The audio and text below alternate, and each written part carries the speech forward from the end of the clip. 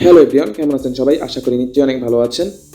তো আজকের ভিডিওতে আমরা দেখব কিভাবে PicsArt অ্যাপ্লিকেশনটি ব্যবহার করে একটি ডেভিল উইংস ফটো এডিটিং করা যায়। এই ভিডিওতে ব্যবহার করা সকল ফটো এবং পিএনজি লিঙ্ক ভিডিও ডেসক্রিপশন বক্সে দেওয়া থাকবে, যেখান থেকে আপনি চাইলে ডাউনলোড করে নিতে পারেন। এবং ভিডিওটি শুরু করার আগে আপনি যদি আমার চ্যানেলে নতুন হয়ে থাকেন তাহলে অবশ্যই চ্যানেলটি সাবস্ক্রাইব করবেন এবং পাশে থাকা বেল আইকনটি অন করে দেবেন, যাতে করে আমি কোনো নতুন ভিডিও আপলোড দিলে সবার আগে আপনি পেয়ে যান। তো চলুন ভিডিওটি শুরু করা যাক।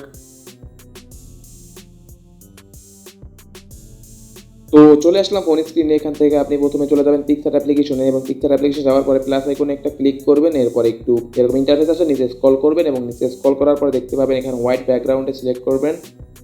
পরে আমাদের সামনে এরকম একটা ইন্টারফেস ওপেন হয়ে যাবে। এখান থেকে আপনি সাইডে স্ক্রল করবেন এবং এখানে দেখতে পাবেন অ্যাড ফটোতে ক্লিক করবেন। অ্যাড ফটোতে ক্লিক করার পরে এখান থেকে আমাদের ডেভিল উইংসটা অ্যাড করে নিতে হবে এবং এখানে ব্যবহার করা সকল পিএনজি লিঙ্ক ভিডিও ডেসক্রিপশন বক্সে দেওয়া থাকবে, চাইলে ডাউনলোড করে নিতে পারেন। এরপর অ্যাডে ক্লিক করবেন। অ্যাডে ক্লিক করার পরে এটা একটু ঝুম করে বড় করে নেবেন।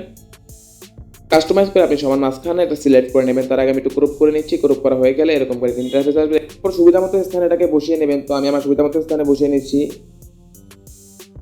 হয়ে গেলে এরপরে আবার আপনি চলে আসবেন নিচের দিকে। নিচের দিকে আসার পরে আপনি দেখতে পাবেন এখানে আবার অ্যাড ফটোতে ক্লিক করবেন। অ্যাড ফটোতে ক্লিক করার পর আপনার মডেলটা অ্যাড করতে হবে, যেটা আপনার হোক বা আপনি অন্য কারো ফটো হোক, এটা অবশ্যই ব্যাকগ্রাউন্ডটা রিমুভ করে নেবেন। এরপরে এই ফটোটা আপনি সুবিধা মতো স্থানে আরও সুন্দর মতো বসিয়ে নেবেন। তো আমি বসিয়ে নিচ্ছি আমারটা।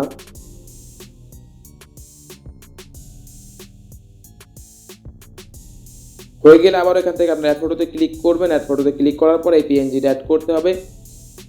অ্যাড করা হয়ে গেলে এটা আপনি আপনার ফটো নিচের দিকে সেট করে নেবেন। আমি আমার ফটো নিচের দিকে সেট করে নিচ্ছি এবং সেট করা হয়ে গেলে এখান থেকে আপনি নিচে দেখতে পাবেন একটু বাম দিকে স্ক্রল করলে ব্লেন্ড নামে একটা অপশন আছে, ওই জায়গায় একটা ক্লিক করবেন এবং স্ক্রিন করে দেবেন। এরপরে দেখতে পাবেন আপনার ফটোটা এরকম সুন্দর হয়ে গেছে। এরপর আপনি এটা সিলেক্ট করে নিতে পারেন আবারও সুন্দর মতো। কাস্টমাইজ করা হয়ে গেলে এবার আপনি সিলেক্ট করবেন অ্যাড ফটোতে এবং এই পিএনজি দুটো সিলেক্ট করে নেবেন। পিএনজি দুটো সিলেক্ট করা হয়ে গেলে অ্যাডে ক্লিক করবেন। অ্যাডে ক্লিক করার পরে এরকম ইন্টারফেস আসবে। এরপর আপনি চাইলে এটা একটু জুম করে নেবেন এবং একটা উইংসের শেষ দিকে এটা বসিয়ে দেবেন। দেওয়ার পরে আপনি একটু লেফটে স্ক্রল করবেন, ব্লেন্ডের উপরে ক্লিক করবেন। ব্লেন্ডের উপরে ক্লিক করার পর স্ক্রিন করে দেবেন, তাহলে এরকম হয়ে যাবে। আবার আপনি এই রাইট সাইডেটাও এরকম করে নিতে পারেন। ওয়েট, একটু এখানে সমস্যা হয়ে গেছে।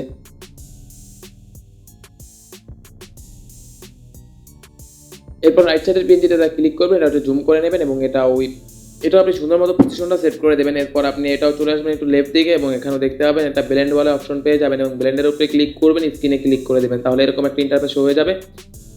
এরপরে আমাদের আবার অ্যাড ফটোতে ক্লিক করতে হবে। তো অ্যাড ফটোতে ক্লিক করার পরে আপনি ডেভিল লেখা পিএনজিটা সিলেক্ট করে দেবেন। পিএনজিটা সিলেক্ট করা হয়ে গেলে অ্যাডে ক্লিক করবেন। অ্যাডে ক্লিক করার পরে এরকম একটা ইন্টারফেস আপনাদের সামনে শো করবে। এখান থেকে আপনি একটা পজিশনটা ঠিক করে নেবেন এবং পজিশন ঠিক হয়ে গেলে তারপর আবারও আমাদের অ্যাড ফটোতে ক্লিক করতে হবে।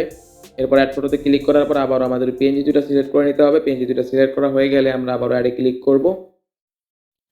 অ্যাডে ক্লিক করার পর এরকম একটি ইন্টারফেস শো করবে আমাদের সামনে। এরপর আমরা এই পিএনজির কালার দুটো দুপাশে নিয়ে যাব এবং নিয়ে যাওয়ার পর আবার একটু জুম করে নেব। জুম করে নেওয়ার পর টেক্সটের মাঝ বরাবর সিলেক্ট করবেন এবং ব্লেন্ডে ক্লিক করবেন। ব্লেন্ডে ক্লিক করার পরে আবার স্ক্রিন করে দেবেন। স্ক্রিন করে দিলে দেখতে পাবেন এরকম একটি ইন্টারফেস শো করবে। এবার আবার রেড পিএনজিটা একটু জুম করে নেবেন।